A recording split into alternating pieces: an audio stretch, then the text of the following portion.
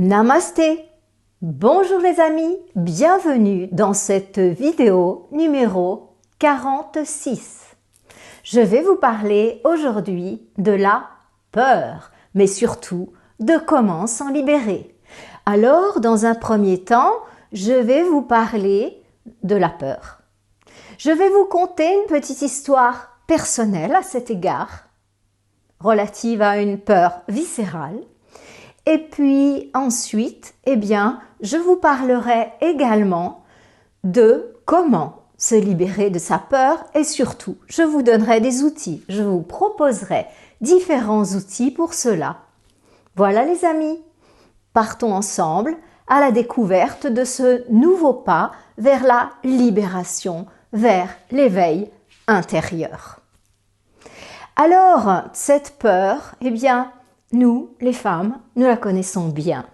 Souvent, sur le chemin de l'éveil, on dit que le plus grand ennemi de la femme, ce sont ses peurs. Le plus grand ennemi de l'homme, c'est son orgueil et son individualisme.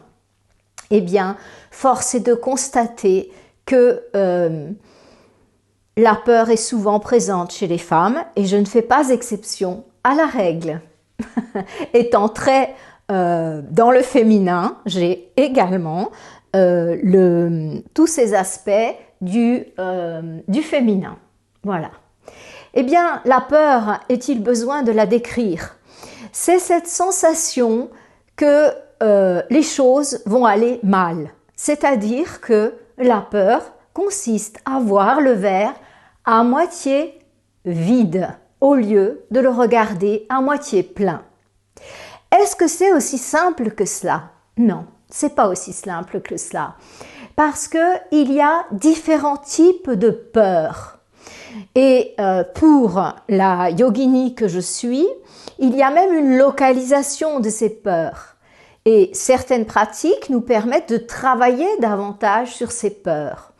Donc pour les yogis, les yoginis, il y a deux étages bien différents où on peut trouver la peur. Il y a au niveau du plexus solaire, c'est-à-dire au niveau de l'abdomen, et il y a aussi les peurs qui sont des peurs viscérales.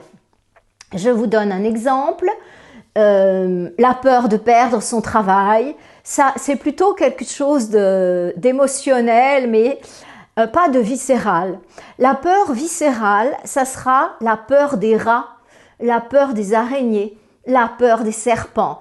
Ce sont ces peurs qui vous prennent complètement aux tripes de manière totalement inattendue et qui vous poussent à faire parfois des choses complètement absurdes.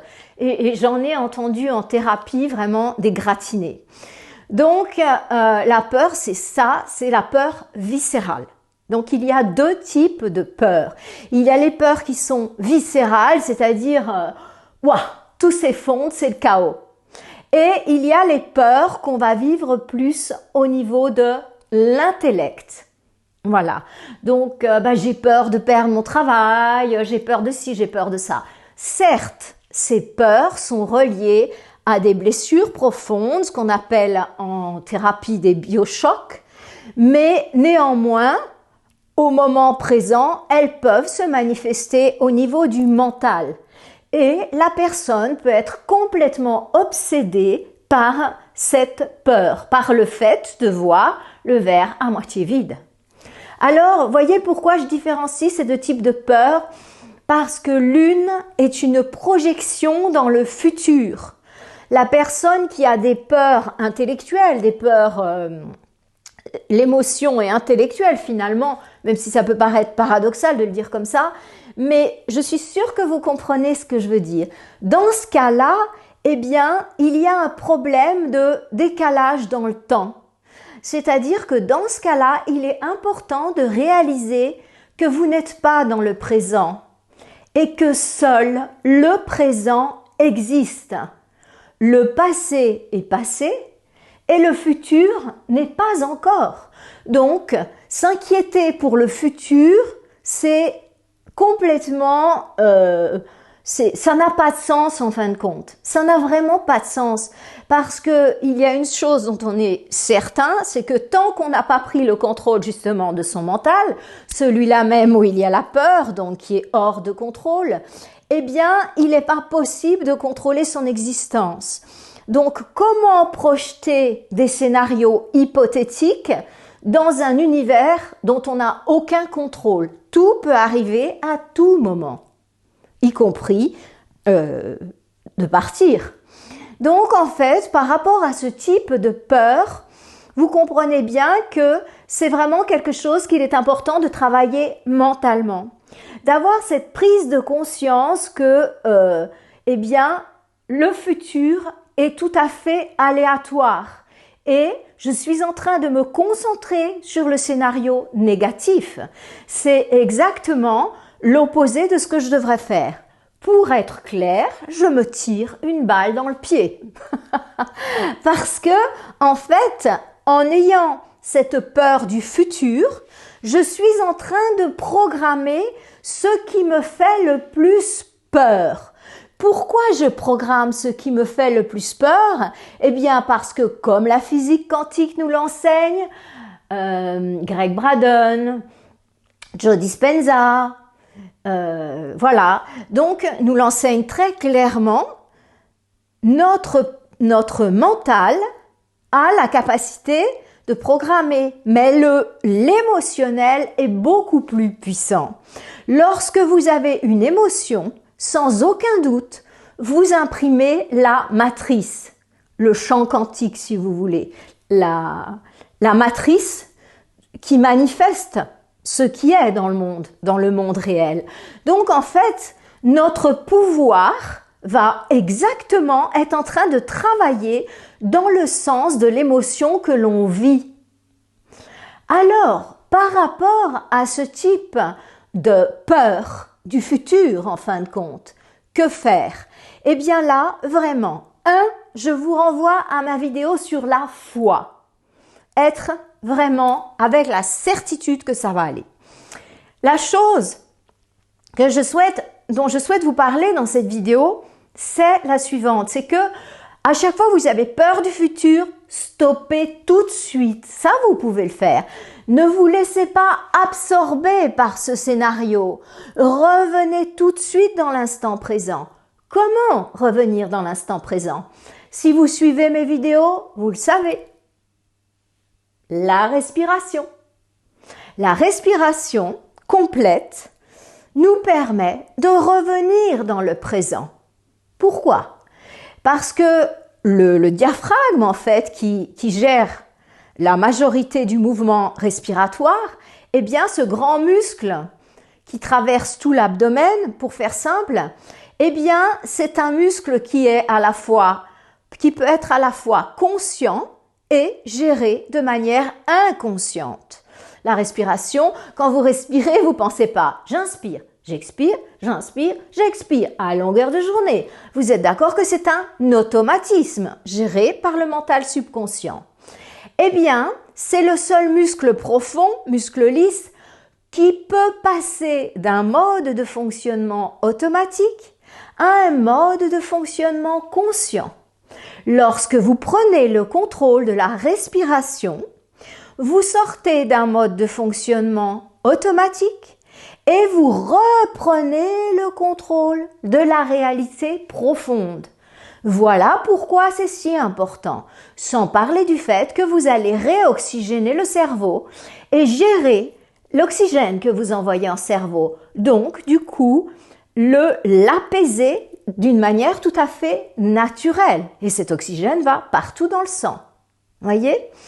Donc, en plus, vous allez masser par cette respiration complète la zone du plexus solaire et les organes internes. Vous allez vraiment vous détendre. Donc, la première chose, face à n'importe quel type de peur, viscérale ou mentale, eh bien, la première chose, c'est respirer. Inspire, abdomen, bas des côtes, haut des côtes se gonfle.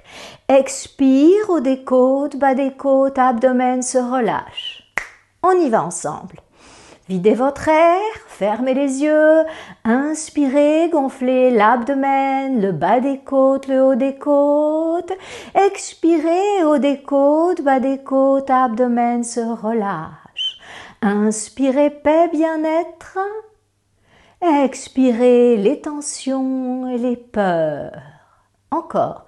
Inspirez de la confiance, de la paix.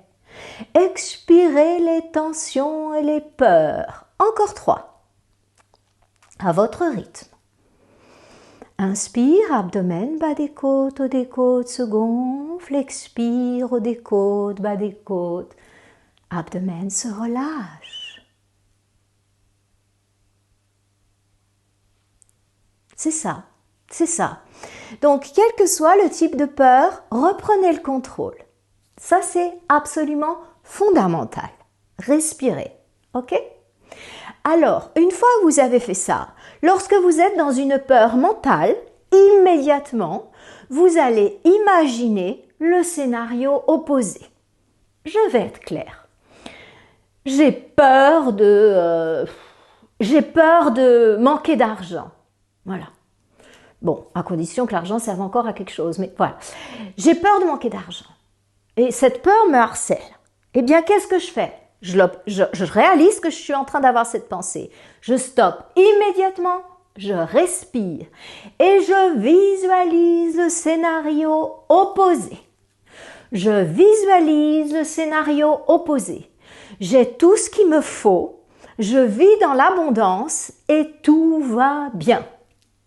Et non seulement je le visualise, mais en même temps, je l'imagine tellement que je me sens émotionnellement dans la situation où je suis dans l'opulence, je suis détendue, je suis heureuse, heureux. Et lorsque ça devient vraiment, vous y êtes, c'est viscéral, alors là, vous gravez la matrice. Alors là, vous gravez l'opulence et rien ne vous manquera parce que vous utilisez votre divin pouvoir de créatrice, de créateur. Ça, c'est vraiment quelque chose de fondamental. Fondamental. La deuxième chose fondamentale par rapport aux peurs intellectuelles, c'est justement de vous nourrir d'autres choses, c'est-à-dire de lire, de regarder des vidéos qui vont vous permettre de reprendre confiance et qui vont vous permettre de révéler le meilleur de vous-même, d'y croire, comme on dit tout simplement. Nourrissez-vous de cette littérature, regardez des vidéos comme celle-ci qui permettent de retrouver son pouvoir personnel, retrouver votre richesse intérieure. Vous laissez plus balader par les événements, par ce qu'on vous annonce, par ce qu'on veut vous faire croire. Et ça, c'est la première chose, mais là, dans cette partie-là, mais la deuxième, c'est quoi? Eh bien, c'est de couper avec toutes les sources de peur. Vraiment, la chose importante est d'arrêter de regarder les médias, les médias grande écoute. C'est vraiment terrible ce qu'on vous dit à la télé, à la radio. C'est leur mode de fonctionnement, c'est la peur. C'est grâce à la peur que le système est aussi florissant. Lorsqu'on a peur, eh bien, on va consommer, on va se remplir, on va accumuler des biens, on va faire un tas de choses, ça va faire de nous des consommateurs et des personnes extrêmement manipulables à qui on va vendre toutes sortes d'assurances. Lorsque on vous vend quelque chose, on va vous assurer que ça va vous donner une certaine sécurité et que oui, il le faut, c'est vraiment important pour vous. Et coupez avec tout ça et reprenez votre pouvoir personnel. Coupez avec ça. Les informations sombres, ne les écoutez plus, ça ne sert à rien. Reprenez votre pouvoir et ayez la certitude que tout ira bien. Et si vous avez cette certitude, le mental crée, mais l'émotionnel encore beaucoup plus.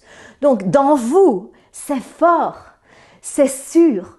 Vous savez que ça va marcher et vous reprenez votre pouvoir. C'est tellement bon d'être dans son pouvoir, d'être humain. Ouais.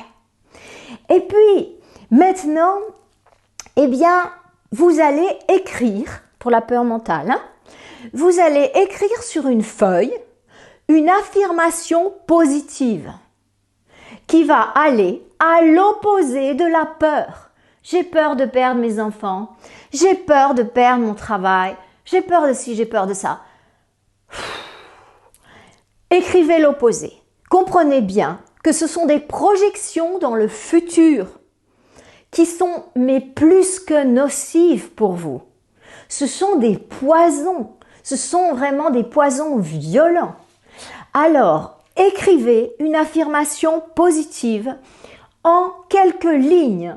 Et cette affirmation positive, mettez-la à un endroit où vous la voyez régulièrement. Certains disent de le mettre dans la salle de bain. Peu importe, sur le frigo. Peu importe. Mettez votre affirmation positive à un endroit où vous la voyez régulièrement. Collez-en partout si vous voulez. Mais ne la quittez pas de la tête. Quand cette sécurité sera bien, vous vous sentirez bien avec ça, eh bien, passez à la peur suivante. Et vous faites la même chose. Quand elle apparaît, je respire, je visualise le scénario opposé. Pour remettre de l'ordre à l'intérieur de moi-même, je regarde des vidéos, je lis des livres et surtout, je mets mon affirmation positive dans ma maison. Pour que, à partir de là, je reste dans cet état d'esprit. Voilà. Et puis, maintenant, il y a une chose aussi qui est capitale, c'est que vous n'êtes pas tout seul. Je ne parle pas des amis, de la famille. Vous savez comment est le mental humain. Un jour, c'est un ami, le lendemain, c'est autre chose. Mais je parle de nos alliés invisibles qui vont vous devenir de plus en plus perceptibles, que vous les voyez, que vous les sentiez, que vous les entendiez. Peu importe que vous soyez kinesthésique, que vous soyez visuel, auditif, il n'y a aucune importance. Mais plus vous allez faire appel à eux, et plus ils vont vous aider. Et plus ces présences vont devenir une réalité dans votre vie. Alors, certains, j'aime bien cette nouvelle appellation. Les gens disent « mon équipe de lumière ». Je trouve ça vraiment sympa. Ouais, je commence à entendre ça de plus en plus chez mes patients et puis aussi chez les collègues sur YouTube. Et je trouve ça vraiment sympa. Parce que l'équipe de lumière, ça englobe tout le monde. Ça englobe les anges, ça englobe les maîtres, les mères, ça englobe les aides venues d'autres systèmes. Et je trouve ça vraiment sympa. Que ce soit les fées, les gnomes, tout le monde est là-dedans. Y compris les frères et sœurs spirituels humains. Donc je trouve ça vraiment sympa. Appelez cette équipe de lumière. J'aime beaucoup les anges. Je crois que vous l'avez compris. Donc, je fais beaucoup appel à eux. Je fais très souvent appel à eux. Mais, cela ne veut pas dire que je ne révèle pas mon pouvoir personnel. Voyez, c'est exactement comme dans une équipe. Quand j'étais jeune, j'ai joué au handball. Et donc, en fait, eh bien moi, je devais me perfectionner dans ma pratique, mon pouvoir personnel finalement, mais je savais que je jouais en équipe. Et il était fondamental que je le sache, parce que si je garde la balle tout le temps, ça va pas le faire. Voilà. Donc c'est vraiment un travail d'équipe. Mais ce travail d'équipe ne veut pas dire que vous faites rien. Quand vous êtes attaquant ou que ça dépend des sports, que ça soit un attaquant, que ça soit un ailier, que ça soit suivant les sports, en fait, ou gardien de but, tout ce que vous voulez, eh bien, en fait, chacun doit faire son job pour que l'équipe puisse gagner. Ça veut pas dire « Ah non, moi je me la coule douce, là, tu vois, je me mets sur le coin de mon but et puis débrouillez-vous les autres. » Non, ça veut dire que chacun doit développer à fond son pouvoir personnel. Mais l'erreur, c'est de penser « Moi, je suis fort, je suis tout puissant et j'ai besoin de personne ni de rien. » Pour moi, ça, c'est une erreur parce que j'ai le sens du collectif. Et il me semble qu'il est fondamental de jouer collectif et même que ça va être indispensable pour passer ce moment de mutation. Donc, développez votre pouvoir personnel, mais travaillez en équipe. Faites appel aux aides invisibles. Si vous avez cette sensibilité, faites appel aux anges et même aux grands chefs, aux archanges, si je peux m'exprimer ainsi. Les 4 archanges qui correspondent aux 4 éléments. Voilà. Bien, après vous avez votre sensibilité, que ce soit Michael, que ce soit Raphaël, que ce soit Gabriel, Uriel, c'est vous qui voyez. Ce sont les anges qui correspondent aux éléments. Vous pouvez prendre celui qui correspond à votre élément de naissance ou tout simplement avoir une affinité pour un archange ou les anges qui sont là autour de nous, qui sont tout près et qui nous aident, mais prodigieusement. On peut recevoir de l'aide de l'invisible, mais c'est incroyable. Et en fait, ces créatures fonctionnent vraiment différemment de nous. Et il y a quelque chose que j'ai découvert dans leur contact, parce qu'ils me disaient certaines fois, non, telle personne, elle pue, en fait, elles sont vraiment mauvais. Et je comprenais pas, en fait. Pendant des années, j'ai pas compris, pendant un certain temps, je comprenais pas ce qu'ils me disaient. Je me disais, ah bah oui, elle mange la viande, bah oui, c'est sûr que ça les incommode, elle a des vibrations de prédateurs, donc ils sont pas à l'aise avec ça. Je comprends, mais je sentais qu'il y avait quelque chose qui m'échappait là. Et du coup, jusqu'à ce qu'on me dise, même d'une personne végétarienne, végane, mais non, mais ça va pas. Et pourtant, elle fumait pas, rien. Elle se lavait. Non, cette personne, elle sent vraiment mauvais. Ben, je dis, mais qu'est-ce que c'est que cette histoire, les gars? Et en fait, j'ai dit, écoutez, je comprends pas, moi, ce que vous me dites là. Moi, cette personne, tout va bien. Et en fait, j'ai compris que nos émotions, nos pensées sont des odeurs. Vous savez, quand on dit « je peux pas le sentir d'une personne », il a vraiment une odeur, en fait. Maintenant, j'arrive à capter les odeurs, donc je comprends exactement. Il y a vraiment une odeur qui se dégage des personnes. Par exemple, les personnes qui font de la magie noire ou même de la sorcellerie, c'est pareil. Enfin non, c'est pas pareil, pardon, c'est pas du tout pareil, sorcellerie et magie noire, pas du tout. Mais en fait, il y a vraiment une odeur caractéristique chez ces personnes. C'est tout de suite, on sent cette odeur. C'est très fort en fait. C'est un peu âcre comme ça. Certains d'entre vous peut-être aussi la sentent. Parfois, on le réalise qu'on est en train de le sentir. Je suis sûre qu'il y en a beaucoup qui sentent, mais ils réalisent pas. En fait, ils réalisent pas qu'ils sentent. Ils disent, tiens, c'est l'odeur corporelle de la personne, je l'aime pas, ou je l'aime, ou je l'adore. Et en fait, c'est vraiment une odeur subtile, vous voyez, comme le fait d'entendre la clairaudience, on peut entendre des choses et voilà. Donc, il y a vraiment, en fait, avec ces créatures de l'invisible, il y a aussi toute cette relation vibratoire. Donc, l'amour efface tout, nettoie tout, c'est sûr, hein. Mais le fait d'être proche d'eux va beaucoup vous apporter. Donc, si vous n'arrivez pas encore à arrêter de manger de la viande ou des choses comme ça, c'est pas pour ça que vous devez vous priver de faire appel aux anges. Mais c'est sûr que pour la nature et pour les mondes naturels, les anges, les fées, les gnomes, vous avez forcément une vibration de prédateur et ils sont très sensibles à la souffrance animale. Hein. N'oublions pas que, en fait, ils peuvent s'incarner dans les corps d'animaux. Donc, les êtres de cette hiérarchie de la nature viennent dans des corps d'animaux. Les chamans connaissent très bien ce mode de fonctionnement. Donc, voilà, par rapport à ça. Mais quoi que vous ayez mangé, quoi que vous ayez bu, même le pire des alcooliques, même si vous venez de vous taper une côte de bœuf, si vous êtes dans la peur, appelez les anges. Appelez, ils vous répondront. Parce que l'amour est le sentiment le plus élevé de tous. Et grâce à l'amour, vous allez monter votre vibration de manière considérable et ils vous entendront. Voilà. Alors, maintenant, eh bien, je vais vous parler, comme je vous ai dit, des peurs viscérales.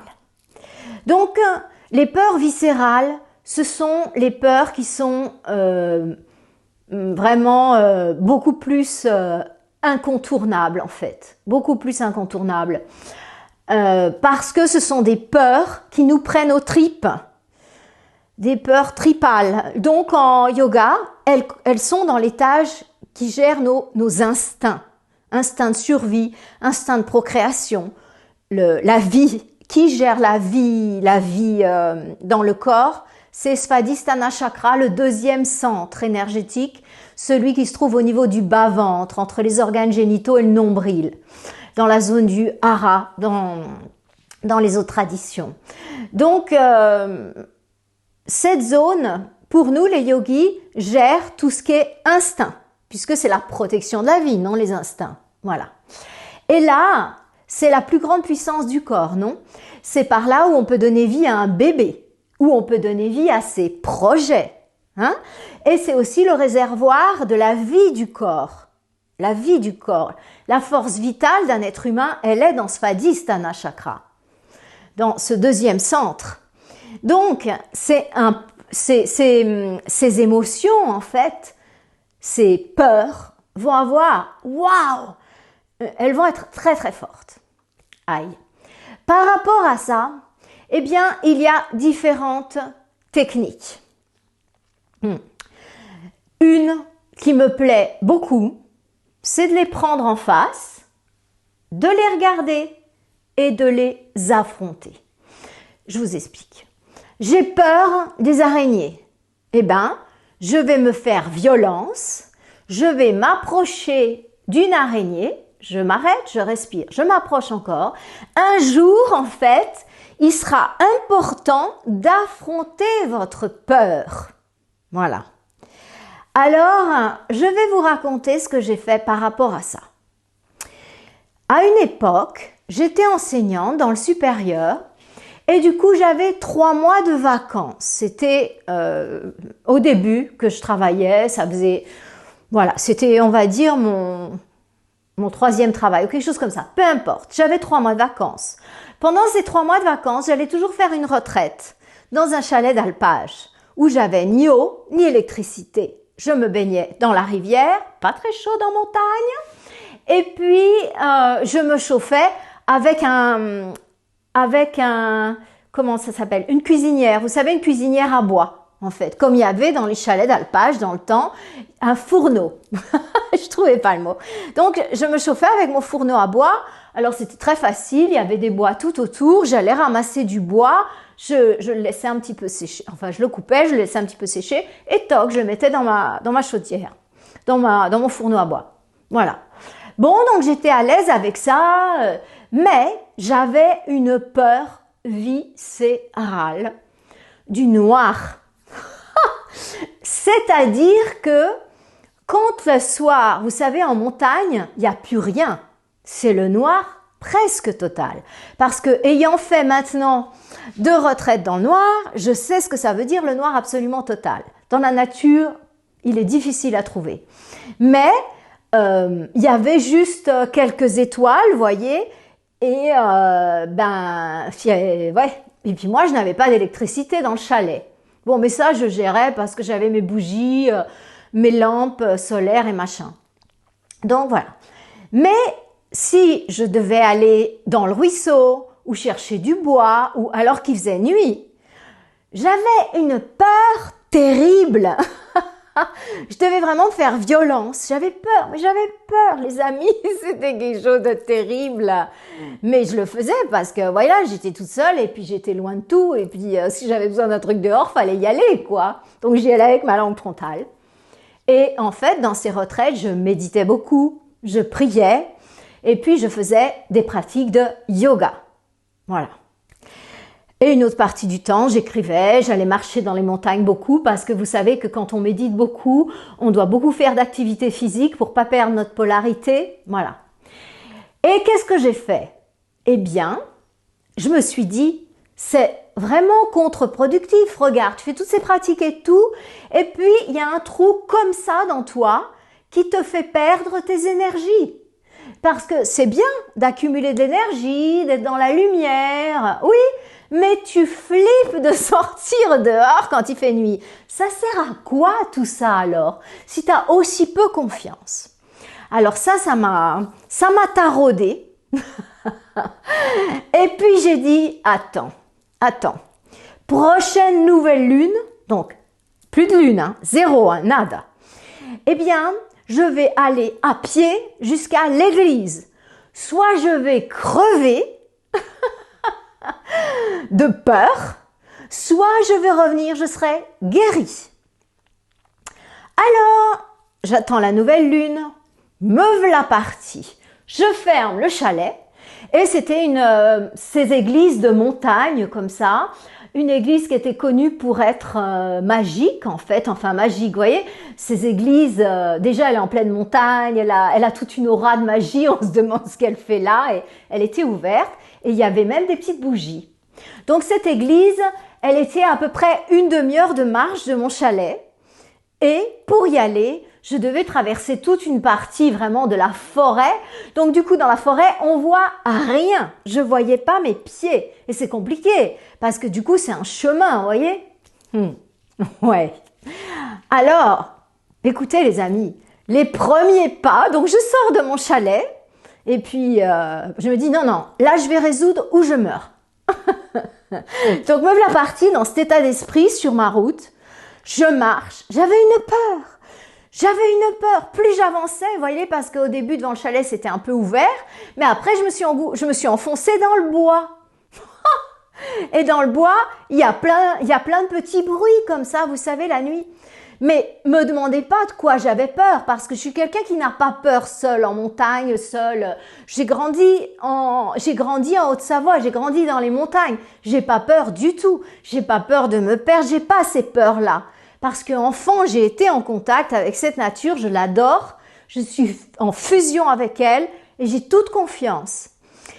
Et du coup, ce sont pas des peurs comme ça. Ça passe pas par mon mental. J'ai pas peur qu'il y ait un loup qui me saute dessus ou qu'il y ait quelqu'un qui m'égorge. Ça, j'ai pas. Non. C'est pire. Ça a pas de nom. Ça vient de mes viscères. Voyez? Alors, du coup, j'avance et je me mets à trembler. Alors, bien sûr, yoga, je respire. Et puis j'avance et la peur va crescendo, vous savez. Et en plus, vous voyez, j'ai les cheveux longs, vraiment longs. Et du coup, la nuit, il y a les chauves-souris. Et ma maman m'a toujours dit, fais attention à tes cheveux parce que si les chauves-souris elles s'attrapent dans tes cheveux, il va falloir les couper. Alors j'avais cette bonne vieille peur aussi que maman m'avait mise, bien sûr sans s'en rendre compte, hein. J'adore ma maman, je veux pas, voilà. Mais c'était là aussi. Donc avec les chauves-souris, j'étais là, j'avais pas de queue comme ça. Donc je m'étais rentré un peu mes cheveux dans la veste, mais quand même, les chauves-souris, ça me faisait peur. Et vas-y que j'en entends de tourner autour de moi. Et en plus, j'attire les animaux. Donc voilà, bon, la totale. Et je marche. J'arrive à un point, vous savez, j'étais peut-être à mi-chemin. Mais j'étais dans la forêt, mais c'était noir. La nuit, noire, totale, pas de lune. Puis les étoiles, je les voyais pas. Mais une peur. Et j'avais vraiment décidé, je m'étais préparée intérieurement, tu y vas. Ma peur est arrivée au summum, complètement. Presque paniquée, que j'aille d'un côté ou de l'autre. De toute façon, il fallait que je marche un quart d'heure et c'était beaucoup. Lorsque la peur est arrivée tout en haut, qu'elle était vraiment au summum, eh bien, il y a quelque chose de magique qui s'est passé. Et je me suis mise à me calmer. Et si vous voulez, après avoir été crescendo, vraiment, je vous assure, hein, grande peureuse devant l'infini, hein, et après, j'ai connu la phase décrescendo. Ouais, la guérison. Et lorsque je suis arrivée à l'église, j'étais en état de grâce. Je suis rentrée dans cette église, il y avait plein de petites bougies d'éclairées Il y a une statue la Vierge Marie qui est dorée comme ça. Et waouh! Et j'ai vécu dans cette église un véritable état de grâce. C'était absolument magique. Et je suis rentrée sur le chemin. Bon, j'ai médité longtemps dans l'église, j'ai savouré cet état de grâce, c'était un peu ma récompense. Hein. Et puis, je suis revenue sur le chemin du retour. Et là, j'étais bien, j'aurais pu sautiller, j'aurais pu chanter, j'étais vraiment complètement heureuse, j'étais complètement bien. C'était magique. Et après, les jours suivants, bah bien sûr, par rapport à aller s'enfoncer dans ce bois, à la nouvelle lune, eh bien, aller dans la rivière pour nettoyer des trucs ou quoi. Ben oui, j'avais pas d'eau courante. Hein. Ou bien aller chercher du bois dehors ou tranquille. J'y allais, voyez. Donc, en fait, ces peurs viscérales, ça, c'est la méthode radicale. Pour certaines choses, j'avoue que j'ai un côté un peu radical. C'est la plus difficile, mais si vous avez le cran de le faire, c'est extraordinaire. C'est extraordinaire. Alors, après, il y a d'autres choses. Il y a les thérapies. Je vous en parle là pour les peurs viscérales. En décodage biologique, c'est assez facile, entre guillemets. C'est-à-dire que le décodage biologique, vous savez que c'est une thérapie qui consiste à partir de ces sensations physiques. Donc les yogis, ça nous parle, on adore ça. Donc on part des sensations physiques. Donc à partir de là, eh bien on va ressentir à nouveau cette peur. On va remonter sur ce qu'on appelle une ligne de temps pour retrouver le biochoc, le moment où, étant enfant, enfant, voire sur notre ligne de conception, voire pour certains dans une incarnation passée, pour d'autres chez les ancêtres.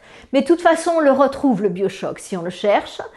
Et après avoir surmonté parfois quelques verrouillants. Mais là, eh bien, la thérapie peut fonctionner, le décodage biologique, et vous libérer d'une peur viscérale. Il peut aussi vous libérer d'une peur mentale. Deuxième thérapie qui fonctionne par rapport à la peur, aux peurs viscérales. Dans le noir, eh oui les amis, je suis championne du monde du noir. Donc pourtant j'aime le noir parce que je vois un petit peu dans le noir. Je vois l'empreinte énergétique des choses quand je panique pas. Donc du coup je suis pas très, j'aime assez le noir, voilà. Et en fait lors de ma première retraite dans le noir total, où on est enfermé théoriquement pour 10 jours et puis on mange pas, on a droit à 2 jus par jour, enfin c'est vraiment très très peu, mais on peut boire de l'eau aussi. Et en fait, au bout de quelques temps dans cette retraite du noir, assez rapidement, j'ai eu une peur, à nouveau une peur viscérale, j'étais complètement perdue. Parce que les retraites dans le noir, les vraies retraites dans le noir, il n'y a pas un gramme de lumière. Vous perdez tous vos repères. C'est quelque chose d'extrêmement difficile.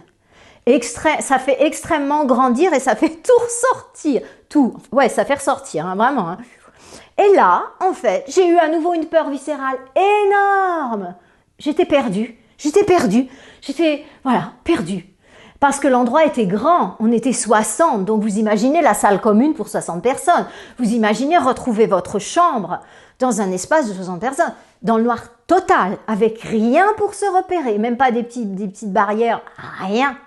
Donc, c'était costaud.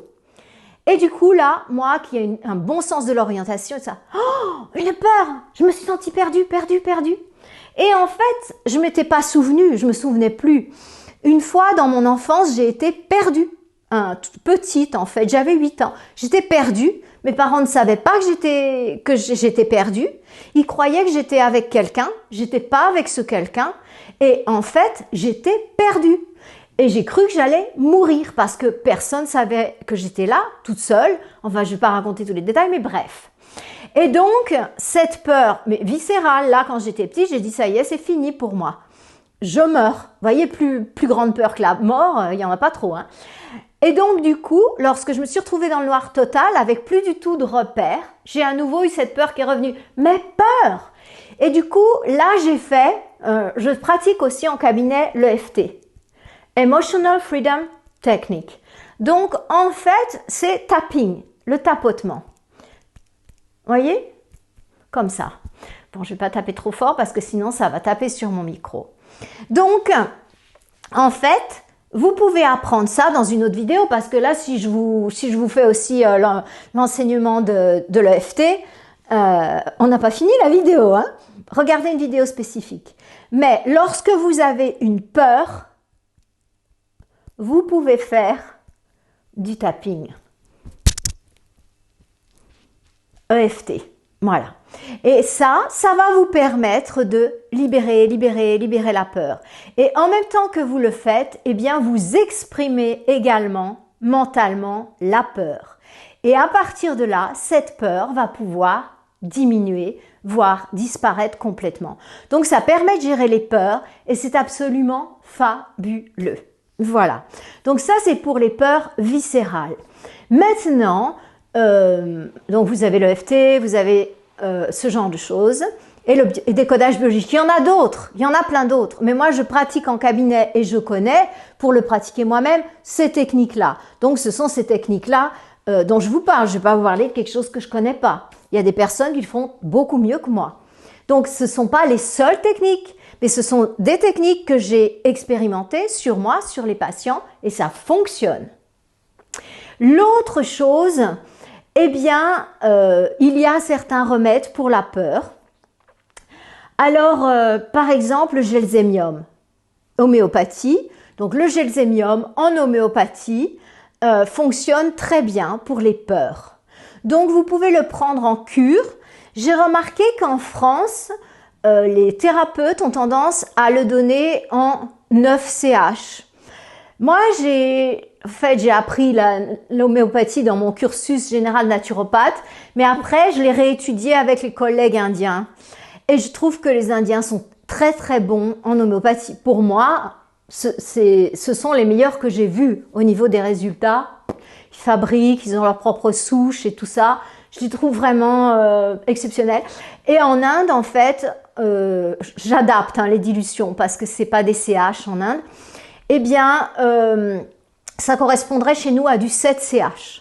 Donc, moi, j'aime bien 3 granules de gelzémium 3 fois par jour et pendant 1 mois jusqu'à ce que cette peur parte.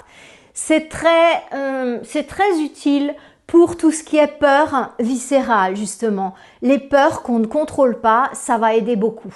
Le gelzémium, je trouve que ça aide beaucoup. Alors ça, c'est ce que je vous partage, ce que moi je donne.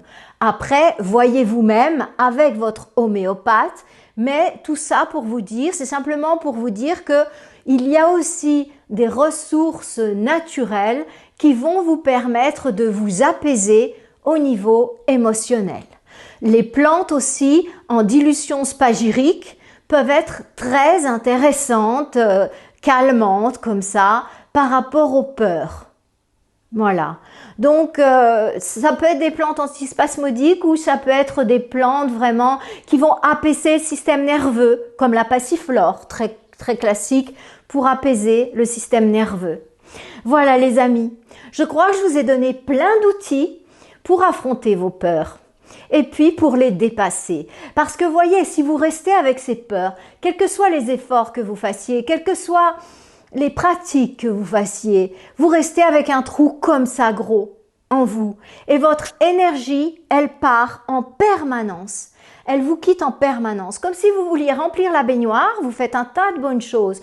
Vous essayez de modifier votre alimentation, vous vous mettez à faire un petit peu de méditation, peut-être un petit peu de yoga, vous mangez moins de sucre, vous buvez moins de café, moins d'alcool, vous faites plein d'efforts, mais pourtant ça va toujours pas.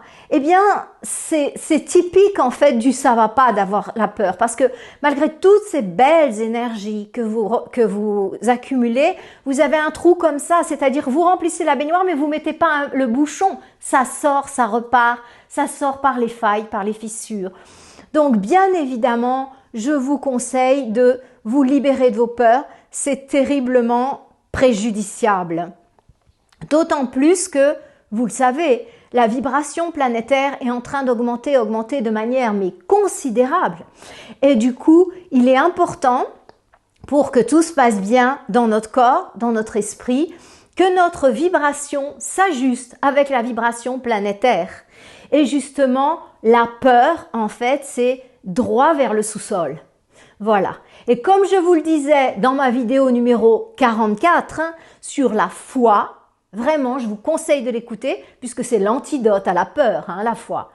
Eh bien, justement, sur cette vidéo, eh bien, je vous expliquais que nous sommes en train de passer par un pont. L'ancien monde, le nouveau monde. Et on est sur le pont entre les deux, on le sent. Alors du coup, on est en perte de repère aussi parce que on n'est plus vraiment sur la terre ferme, vous voyez, comme ça.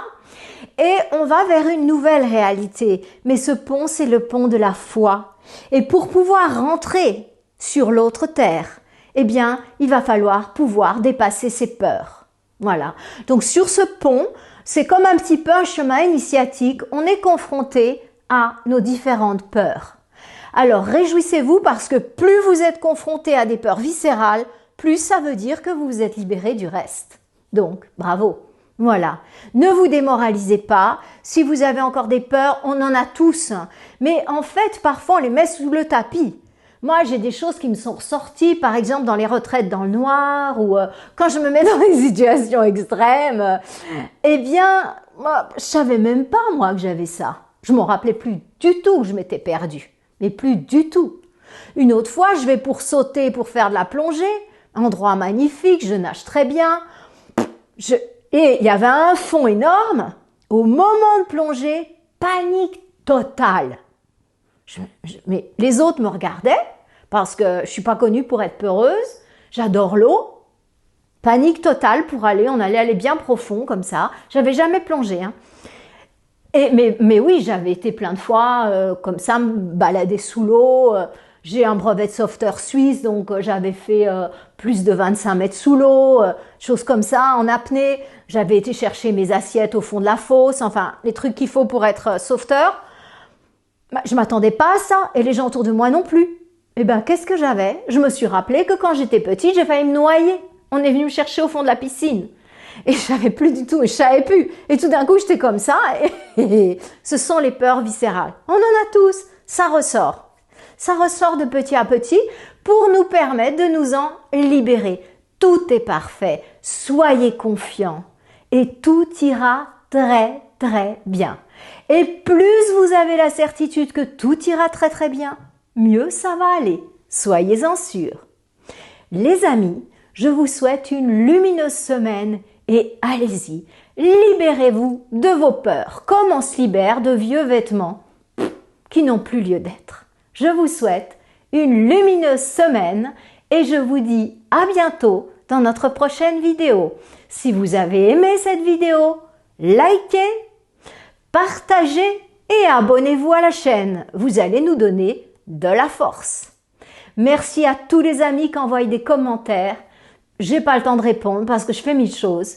Je les lis toujours et ça me touche beaucoup. Alors continuez à m'en envoyer plein. C'est vraiment comme un bouquet de fleurs que je reçois. Ça me touche. Je vous remercie infiniment. Nous sommes une belle équipe. Belle semaine. Namasté.